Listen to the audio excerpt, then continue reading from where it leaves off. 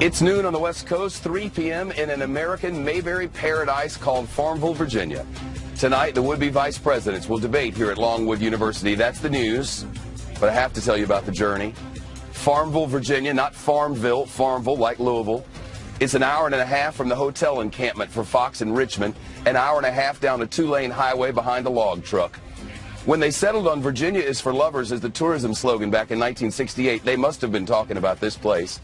Over rolling hills in a land far from the history books where a look out the window is a picture postcard of rural utopia. As you progress, stay straight at the turn for Tobaccoville, right past the lake, and the sign reminding the locals there's a turkey shoot coming up. Past the country churches, the True Value Hardware, the Tractor Yard, and the Trump Pence signs, you'll get to Farmville. You won't have your 4G LTE on the phone along the way, so map it out in advance, and the journey will be one you will not soon forget. Senator Kaine may have the home field advantage here in Virginia, but a recent poll shows us most Americans don't know who he or Mike Pence even is. For many, that changes tonight. From Farmville, USA. So now Pence has to try to refocus that Republican campaign against Hillary Clinton while defending Donald Trump. And Tim Kaine has to do everything in his power to prevent that from happening. It won't be the sexiest debate in history, but it could be illuminating. The target? The states that could make or break this race for either side: Pennsylvania, Ohio, Florida. Today, new polls from those big battlegrounds, plus all of Florida under a state of emergency as Floridians and tourists prepare for Hurricane Matthew, a powerful, now Category 4 monster that's blasted through Cuba and Haiti and is now headed toward America's East Coast. We'll look at where the meteorologists believe it could hit and who could be in lots of danger. Let's get to it. Live from Longwood University, site of the vice presidential debate in Farmville, Virginia, Shepard Smith reporting. Farmville. Good afternoon from the spin room here on campus at Longwood, where reporters will speak with supporters of the vice presidential candidates after tonight's throwdown in Farmville. Analysts say it'll be a critical proxy battle between Donald Trump and Hillary Clinton. And Trump's VP nominee, Mike Pence, may be on cleanup duty for the billionaire yet again. When Trump criticized the parents of a Muslim U.S. soldier who died in Iraq, Pence said they should, quote, be cherished by every American. When Trump seemed to invite Russian hackers to find Hillary Clinton's deleted emails, Pence said there would be serious consequences for meddling with the U.S. election. And when Donald Trump refused to endorse the House Speaker Paul Ryan in his primary, Pence gave him a ringing endorsement, calling Ryan a longtime friend and a, quote, strong conservative leader. Now Trump faces more controversies for slamming a former Miss Universe and fat-shaming her, and for reports that he may have legally avoided paying federal income tax for nearly 2 decades by recording a $900 million loss on his tax returns, as all the great businessmen do. So how will Mike Pence respond? Donald Trump's team promises tonight the Indiana governor will be on offense. Here's what Trump's campaign manager, Kellyanne Conway, told Fox News just last night. He has been doing mock debates with Governor Scott Walker, and he's been preparing with his senior staff. And I think you're going to see tomorrow a feisty Mike Pence take on the record of Hillary Clinton and hold her accountable for the failures of her policies as Secretary of State. Also, as United States Senator, talk about an unremarkable record. Feisty Mike Pence, that's what they called him back in his old days. Conway also said that she hopes Pence will have time to talk about his record as Indiana's governor. The latest Fox News poll shows 42% of likely voters have a favorable view of him, compared to 40% for Tim Kaine. That's a statistical tie, but about 30% of likely voters said they couldn't rate either candidate because they have no idea who they are.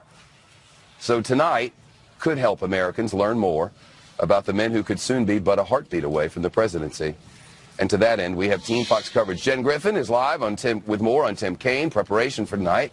First, a campaign Carl Cameron, who's live outside the debate hall here in Utopia. Pence now supports some Trump policy that he used to oppose. How tonight, Carl, does he explain that? Well, delicately, and the bucolic campaign trail that you rode to work is nothing like the battlefield that the 4 of these candidates have been living on for the last year and a half. there are some differences that Mike Pence had with Donald Trump before he joined the ticket, and that's almost certainly going to be one of the things that Tim Kaine will call him out for. Specifically, the key issues of the Trump campaign. A ban on Muslims, which was a temporary ban that Trump has now revised somewhat, but initially Mike Pence was adamantly against that. A key part of Trump's economic plan is to reform, if not undo, trade deals, NAFTA and the Trans-Pacific Partnership specifically. And Mike Pence was in favor of those things, and he's now become a critic as he's joined the team. These are the types of things that will be easy, low-hanging fruit for Tim Kaine to pick at to suggest that Pence is compromised in terms of his own philosophy by being on the Trump ticket. On the other hand, it's very easy for Pence to pretty much do the same thing to Tim Kaine. Mr. Kaine has been pro-life all of his life, although he supports abortion rights. He has been at odds with Hillary Clinton on a variety of issues as well. And so they'll be, if they want to go after each other's policies, they can do that. But the truth of the matter is they're going to be defending their own. And for Pence, the biggest challenge is going to be trying to defend Donald Trump's rhetoric as well as his policies, particularly in the policy department, because there's so few specifics. And Pence has to be careful not to get too far ahead of Donald Trump by filling in the blanks in some of those policy holes and perhaps going further than Trump might like to go. Shep? For viewers who may not know, reporters also eat meals and do a lot of texting. And last night, I saw you at one of the local places over there in West Richmond, and we were talking about the over-under on Trump live tweeting the thing. What do you think? There's an awful lot of speculation about it. He's been known to do the midnight tweet storms. He's been known to hurl personal epithets. And in this particular case, it was Trump who said that Mike Pence was not put on the ticket to be a pit bull or a fighter. That's basically Trump's strong suit. So we asked one Republican official here if they had heard anything about what the campaign's strategy was to deal with Trump while Pence is debating Kaine. And the answer was, and I quote, "Oh, he will tweet." But he didn't say if it was before, during, or after, and he didn't say what the topics might be. But it's a pretty fair bet that if not during the debate, not too long afterwards, we'll begin to hear from the principal himself. And traditionally, those things tend to be tremendously controversial, Shep. They do. They do. They really do. Carl Cameron here out in the yard. Carl, thank you. Tim Kaine's Democratic allies say he has one major job tonight. For Tim Kaine, one major job. Force Mike Pence to own every bit of Donald Trump's agenda. Force him to do it. Own it all, beginning with the wall. Own it. Democrats told the political website Politico that this is Senator Kaine's chance to, quote, go for the jugular. They say they want to turn Donald Trump's bad week into a bad month. Tim Kaine's spokeswoman says the vice presidential candidate has been studying hard for the big showdown tonight. He took a break from the campaign trail and has spent some time preparing at his home in Richmond, Virginia, which, as I mentioned, is, if behind a log truck, an hour and a half that way. Team Fox coverage continues. Jennifer Griffin here in Farmville, Virginia. Jennifer, I know you found the log truck. How have things been since? Well, we got here, but I will tell you that Tim Kaine has been practicing throwing a punch on the campaign trail since the convention. The question is, will he be able to do so tonight? Will he connect? The problem with both of these candidates is that they are such nice guys. In fact, they come across as very, vanilla, if you will. Mike Pence, one of the first things he did after Tim Kaine was offered the job of Hillary Clinton's vice president, he called Kaine. It was one of the first calls that Kaine received. So these are two sportsmanlike men in a very unsportsmanlike contest. I've spoken to Kaine's senior advisors, and they tell me they see his job as forcing Pence to take a stand, as you mentioned, one way or another on some of the more outrageous things Donald Trump has said about women, a Gold Star family, veterans with PTSD. The list goes on, Shepard. Sometimes you get an idea about a battle strategy based on the guests in attendance. Who are Tim Kaine's guests tonight? Well, I think what's interesting, Shepard, is right now we just got a report that Tim Kaine and his wife, Ann Holton, are visiting a civil rights museum here in Farmville. They are there right now as we speak. If you look at his guest list, he's invited his parents. He's also invited a survivor of the Virginia Tech shooting. He was governor of the state at that time. He invited Jesse Jackson, the first black mayor of Richmond, a college professor who was refused housing because of the color of her skin, and a same-sex couple who brought the landmark case that overturned Virginia's ban on same-sex marriage. It's clear that Kaine is making a strong appeal to African-American voters if you look at the majority of his guests, and it is no coincidence that he did debate prep in Raleigh, North Carolina for 4 days. The African-American vote in North Carolina is going to be crucial for the Clinton-Kaine ticket, and the Clinton campaign is investing so much time there because they think they can win it, even though President Obama lost North Carolina in 2012, Shepard. Jennifer Griffin also in the yard. Thank you. Ahead, more on tonight's Throwdown in Farmville. We'll talk strategy and what to look for as each President VP candidate takes the stage and what they need to get done. That's coming up from Longwood University in Central Virginia on this Tuesday afternoon as we prepare for tonight's Throwdown at Farmville and recall some memorable moments from past VP showdowns. Admiral Stockdale, your opening statement, please, sir. Who am I? Why am I here?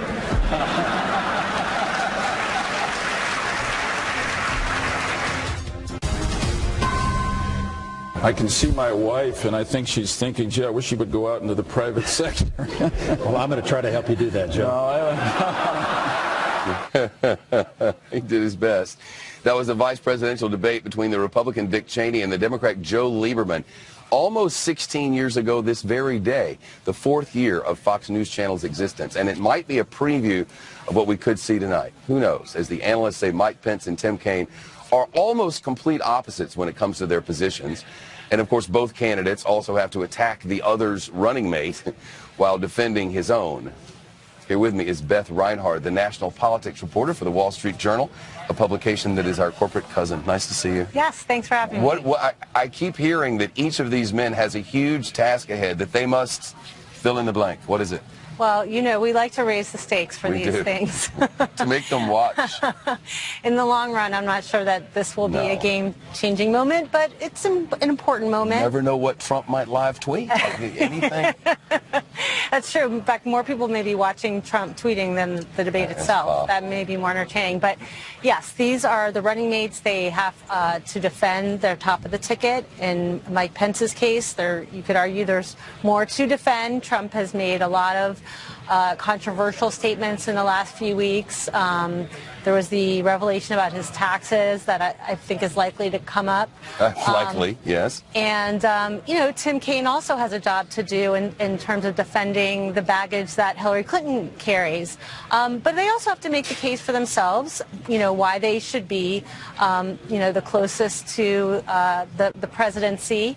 And this is also for them about their political futures. I think, you know. Well, that's tricky for Mike Pence. If you hear it from traditional establishment Republicans, there are a certain number of people who later, if this doesn't go well, are going to have to be there to begin this thing anew. And there are many people who at least believe that Mike Pence, Paul Ryan, a few others might be on that list. But you got to play the game right to be able to still stand later, don't you? Right. And I would say both of these candidates so far have done a pretty good job of that, of, you know, maintaining their independence profile while being a loyal defender of the person on the top of the ticket. Pence has picked up a lot of pieces. When it was seen by the establishment and maybe others and supporters of Trump that maybe he said or did some things that were untoward, it was Mike Pence who came in and cleaned it up. He has played cleanup quite a bit. He's also played the role of sort of a quiet ambassador behind the scenes, meeting with people who Donald Trump has offended to try to smooth over those ruffled feathers. And tonight, as he gets going, one thing that his supporters and everyone else knows about Donald Trump is that he very much enjoys the limelight. And a moment out of it, I think back to Chris Christie and the endorsement. You wonder how that's going to fly, you know? This is sort of an odd position for Donald Trump to be in. He is not on camera tonight, but like you said, his presence will certainly be felt in the hall. Tim Kaine and Mike Pence are really diametrically opposed politically. Each is an establishment figure within his own right, within his own party. And I wonder how much of their task is to uphold establishment traditions and sort of right the two ships, as it were. Well, that task is definitely more challenging for Mike Pence because Donald Trump has obviously strayed from party orthodoxy on a number of issues, trade, taxes, foreign policy. And so it'll be interesting to see how Governor Pence navigates those gaps. Is there a sense from talking with the campaigns and from the reporting within the Journal and beyond of what the campaigns have said versus what the establishment might be pushing for? I guess on the Democratic side those might be similar, but on the Republican they might be different. Well, this is Trump's Republican Party, I think, right now, at least for the next 30-some days. And then I'm not sure what happens. But for now, Trump's philosophy is the one on the ballot. And that's the only philosophy that is involved in this throwdown in Farmville tonight. I think so. I mean, I don't think Governor Pence is going to be asked to talk about policies that he's not going to defend policies that his running mate doesn't support. I'm kind of pumped.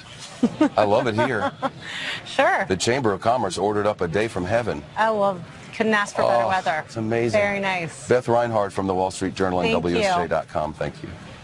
Well, the governor already issuing a state of emergency for the entire state of Florida as Hurricane Matthew pummels the Caribbean. Right now, it's a Category 4 storm, one of the most powerful, like not quite as powerful as, say, Andrew was or as Katrina was or Camille way back in the day, but notably for this region, the most powerful storm in 52 years. And you've seen the cone of uncertainty, right? You've seen that this thing should skirt Florida. It should skirt it and maybe hit into North Carolina. They never know exactly where it's going to go, but they don't know. And a swift jog to the west, and Miami is in a horrible mess. The preparations that are underway, the people who are being warned. Rick Reichmuth in the Extreme Weather Center live from New York in just a moment. And we're back live from Longwood University with the Trump campaign next.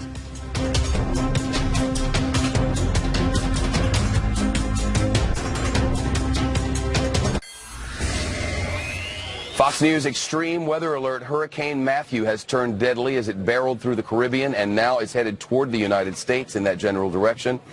Would you look at this video? NASA captured these images of the massive storm. This is from space. The Cat 4 hurricane made landfall this morning in the west of Haiti with maximum sustained winds at 145 miles per hour. Emergency workers say at least 7 people are dead so far. In Florida, they're keeping a close watch on Matthew. The thinking is it will go east of Miami Beach. That's the thinking. But hurricanes make the final decisions, and where Matthew goes is frankly up to Matthew.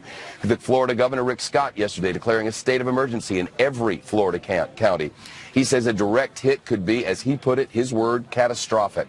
Governor Scott is also telling Floridians, do not think twice about leaving home if things get really bad. You can rebuild a home, you can rebuild a business, you cannot rebuild a life. Follow the directions of your local officials. This is serious, and your safety depends on you being prepared and staying alert to all warnings and orders. By the time it gets really bad, it's too late. Our chief meteorologist, Rick Reichmuth, in the Extreme Weather Center. Where is he, and what's your thinking? Yeah, well, Haiti certainly is probably going to be the spot that takes the brunt of this storm. A Cat 4 making landfall, and it was not weakening at all when it did make landfall here across the western tip of the island. And now you see kind of between that eastern tip of Cuba right there and that western tip of the peninsula there of Haiti. Want to look at a visible satellite, you get a better idea. It did not spend much time over land here, so it didn't really weaken at all. But even now you can see these last few frames, the eye really becoming very defined again, and it's about to move over this eastern tip of Cuba. Because of that, we got a lot of rain that is still yet to fall. We're saying probably, Shepard, some spots in Haiti, maybe 40 inches of rainfall. When you think about how it deforested so much of that part of the island of Hispaniola is, we're going to be talking about a lot of mudslides, a lot of flooding, big problems in eastern Cuba getting a lot of rain, as well as into the Bahamas in the short term. And as far as it hitting the United States, it's headed in this general direction, but what's the forecast look like? Yeah, it's really, this is a different storm than we normally talk about. You talk about a storm that's going to be moving straight into land, causing all the storm surge, flooding. That's not what we're talking about. We think in the short term, it's going to move here across the Bahamas, but moving very close to the U.S.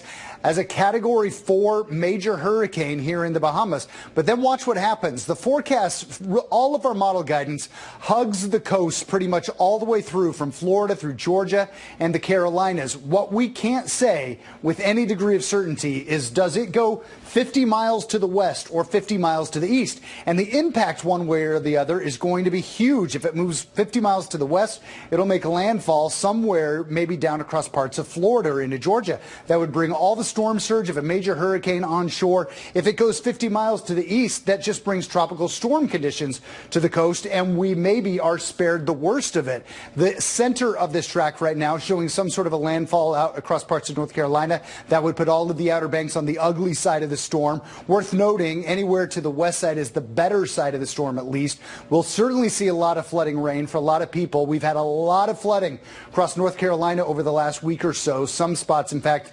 record-breaking flooding. So that ground is saturated. Any more rain is going to cause a lot of problem. There are some indications it will deflect and go far off to the east, and that would spare at least the northeast and New England. Too early to say. You said it, Shepard. Hurricanes are difficult to predict exactly where they go. That's because the steering currents for it. There's high pressure here to the east. It kind of wants to nudge it that way. And there's a trough that's coming in from the west that wants to push it off towards the east. Which one of those wins, which one gets here first, makes a big difference in that 50-mile trajectory. What we can tell you is anywhere from Florida all the way up through New England needs to be watching this one, because we could be dealing with something for everybody, and it could be pretty bad. Because you wonder, Rick, you know, our coastal areas, especially in Florida, Georgia, and the Carolinas, they're so crowded. You need time to get all those people evacuated, especially considering tourists and the rest. And this feels like one of those storms, if it makes the move. Yep. Like, does that time even exist if that's what happens? Not saying it will, but if it does. Yeah, and that's why they're saying you got to prepare today, because there won't be all that much time if it does go a little bit farther to the west.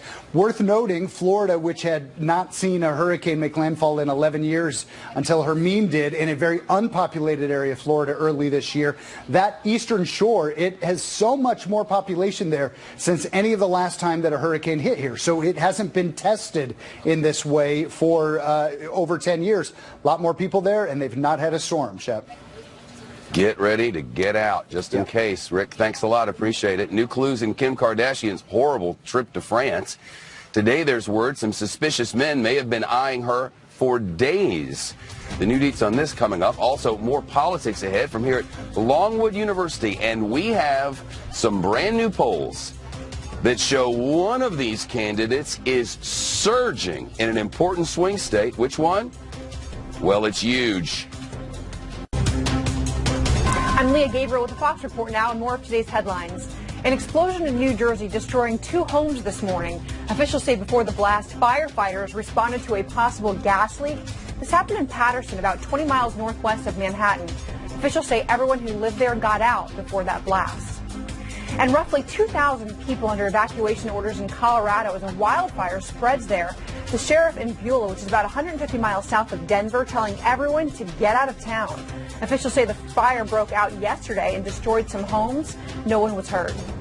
And 2 robbers in France tailed Kim Kardashian for at least 3 days before holding her at gunpoint and stealing millions of dollars worth of jewelry. That's according to the Daily Mail, which reports a police source says the men posed as a detective and a photographer. Investigators say they are looking for 5 people connected to the robbery. The news continues with Shepard Smith right after this.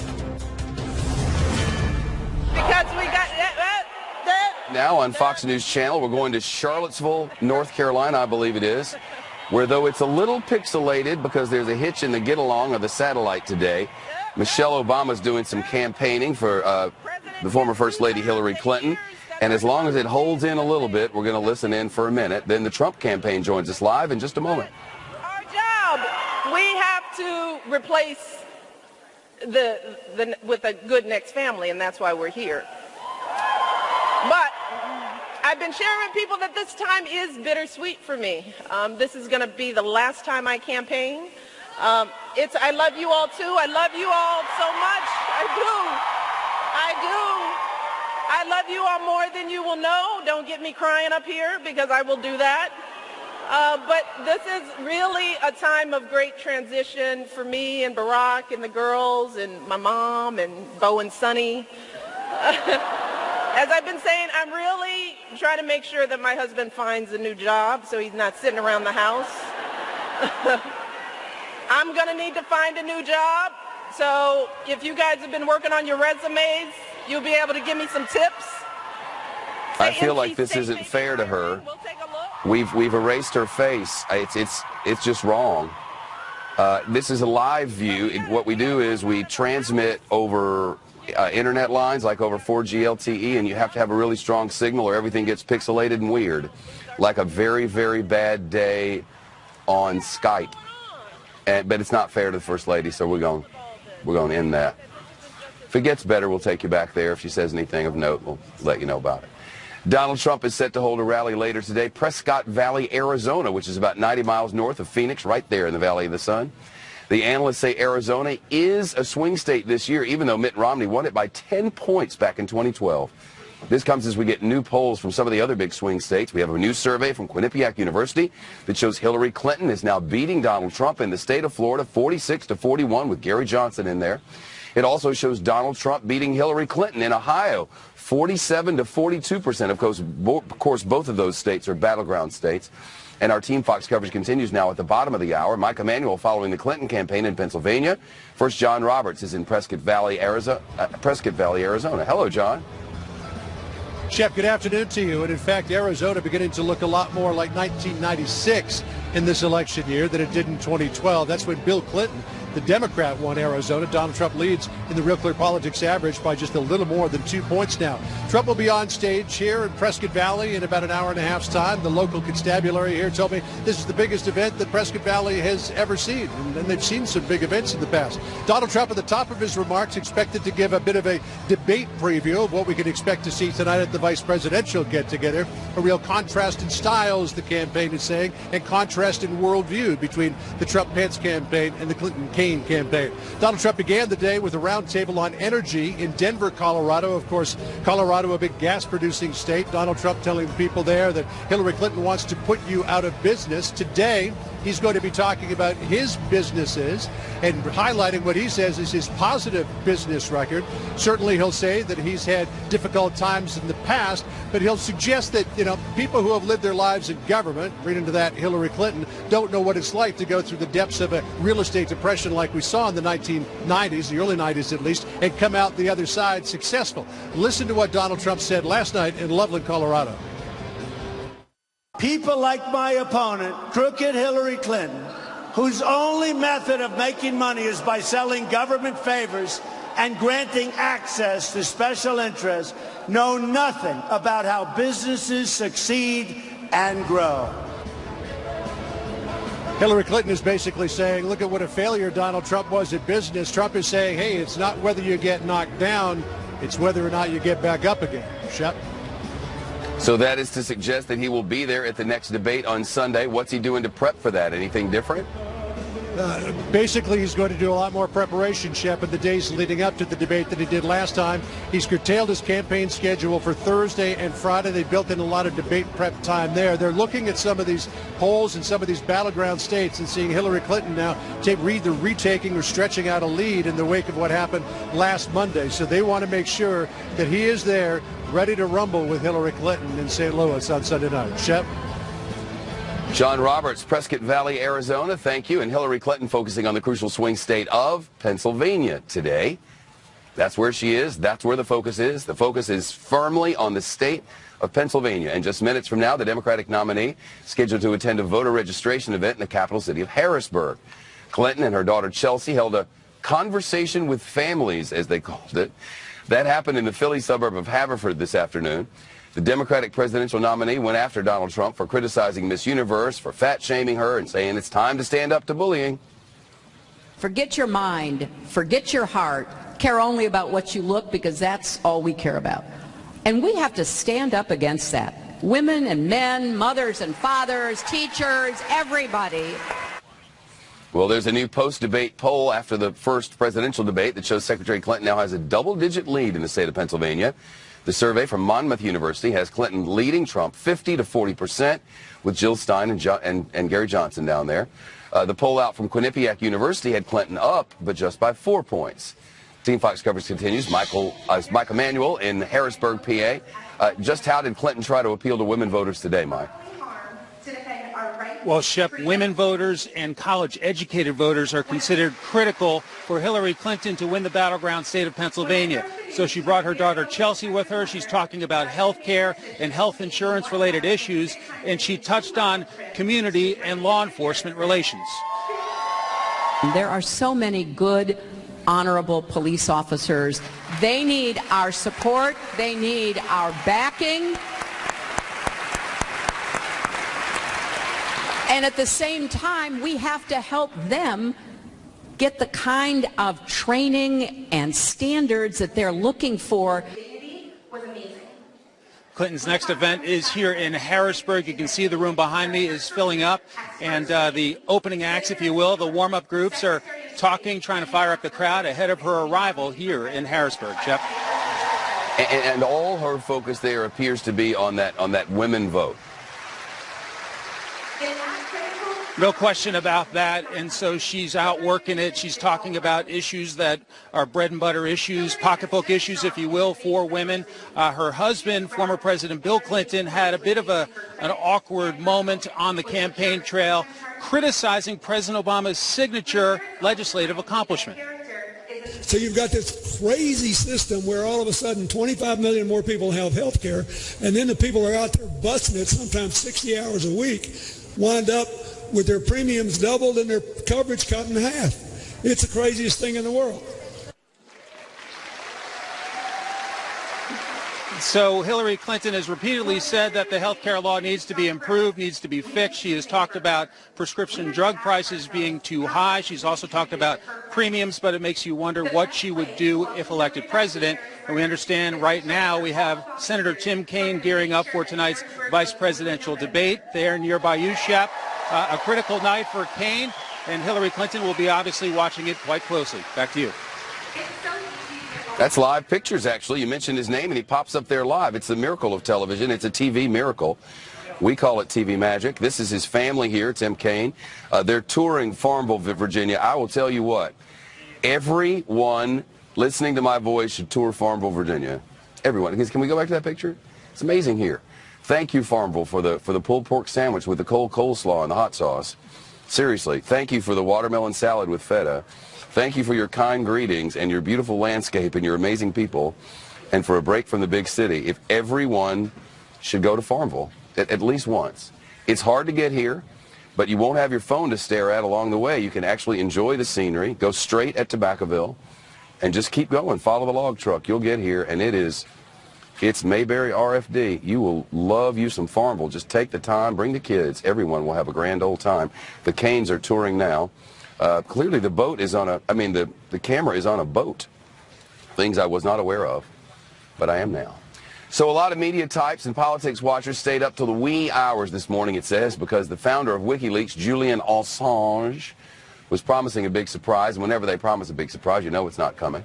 Possibly something to do with the Clinton campaign, they said, but Assange never delivered. Instead, he gave a video conference that essentially marked the 10th anniversary of the WikiLeaks. However, he did promise to release information about the presidential election every week for the next 10 weeks. Remember, WikiLeaks had a big document dump targeting the Democratic National Committee just back in July, just days before the party's convention happened. But Assange says he is not specifically going after Hillary Clinton or anyone else for that matter.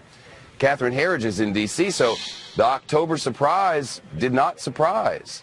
Well, that's right. WikiLeaks seemed careful not to bill today's event as a document leak that would impact the presidential race. Instead, WikiLeaks said it was about the past, present, and future of the organization, with Julian Assange saying that if he had a big announcement, he would not make it in the middle of the night, U.S. time.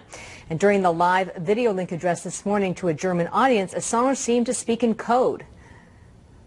The material that WikiLeaks is going to publish before the end of the year is of a significant moment, such a significant moment in different directions, affecting three powerful organizations in 3 different states, as well as, of course, information previously referred to about the U.S. electoral process. Assange said the leaks will include, quote, significant material on mass surveillance, Google, as well as war. And if there's one thing he did achieve today, it was getting everyone's attention, Shep. Well, he did do that. They're very good at that. Catherine Herridge up there on Capitol Hill, thank you.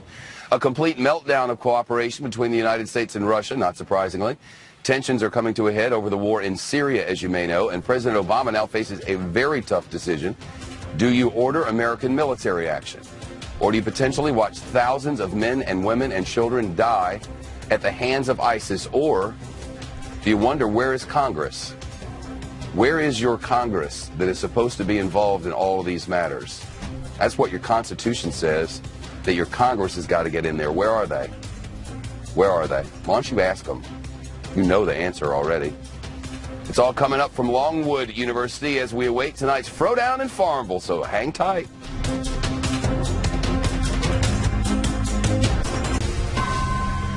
There is breaking news now on Fox News Channel. We've just heard from the South Carolina governor, Nikki Haley, and there is a new warning out for residents of coastal South Carolina. The South Carolina governor has just ordered, or requested, I should say, that everybody living in the coastal areas of South Carolina should evacuate now to 100 miles inland. They want to clear the coastal area in case a mass evacuation becomes necessary. Is it the belief of our meteorologists that this storm is about to hit the coast of Carolina? It is not. But the problem is that they cannot pinpoint exactly where this storm is going to go. And in this case, it matters enormously. The right-hand side of the storm is the wettest side. And if this thing jogs 50 miles to the left, 50 miles to the west, the entire coastal area of North Carolina, South Carolina, much of Florida, Georgia, all of that could be inundated. It is not the forecast.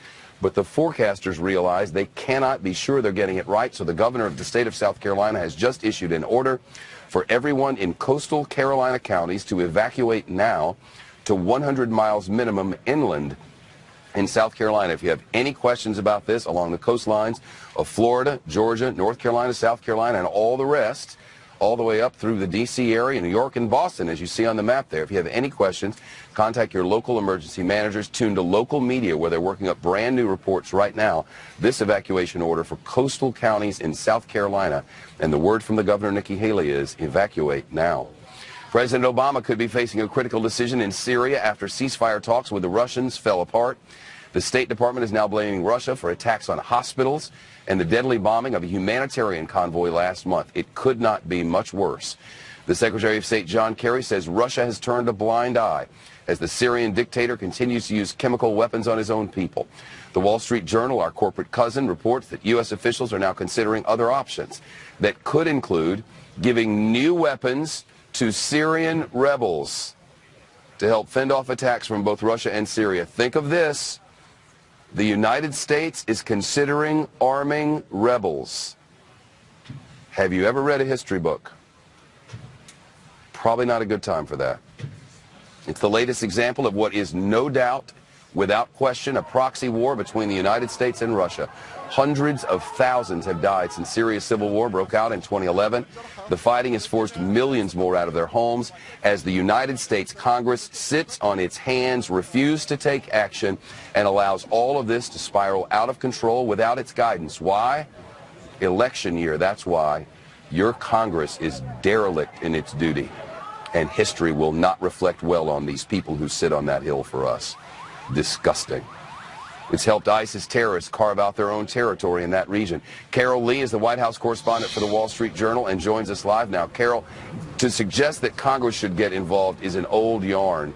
Where is this going now? What does your reporting suggest? Well, the president is weighing a number of different options. His national security team is putting together different options that for him to consider. It's not clear exactly what he might do, what decisions he might make. It's been well reported and talked about. The president has been very reluctant to take really significant action in Syria and to get the U.S. more deeply involved in the conflict there. But when talks with Russia broke down over a ceasefire, the White House said the president had no choice but to go back and look at various options, some of which you described earlier. Do we know specifically what's on the president's plate here, and has he got any consultation from members of Congress? Well, we know that one of the options, as you mentioned, is to give bigger, more robust weapons to Syrian rebels, either directly, the United States doing that directly, or the United States greenlighting the Gulf countries to send weapons directly to Syrian rebels. Everything, there's been discussion about would the U.S. consider strikes on regime targets, but you heard the White House press secretary today say that there's a lot of risk in that, and that in anything that the president decides to do, he will be looking at what are the consequences. If you do X, well then what happens there, and how do you contain the situation and make it, is it going to get better, and will it require pouring more resources into it? And all of this, is coming just ahead of an election where you're going to have a new president coming in 4 months, who's going to have to deal with the fallout from whatever decision this president is going to make. Yes, he or she will. Carol Lee, I hate to cut this short, but we have breaking news. Carol Lee from the Wall Street Journal, the White House correspondent. This breaking news just coming in, and another update on that massive hurricane that's storming across the Caribbean. That's coming up from Longwood University in Farmville, Virginia. This storm has not taken a new track, but it is coming in our general direction as a Category 4 storm, 145 miles per hour. This is a deadly, deadly beast. And if it stays east, it's one thing. It's a fish storm. If it comes to the west, there is trouble of enormous proportion coming just hours from now. Stay with us.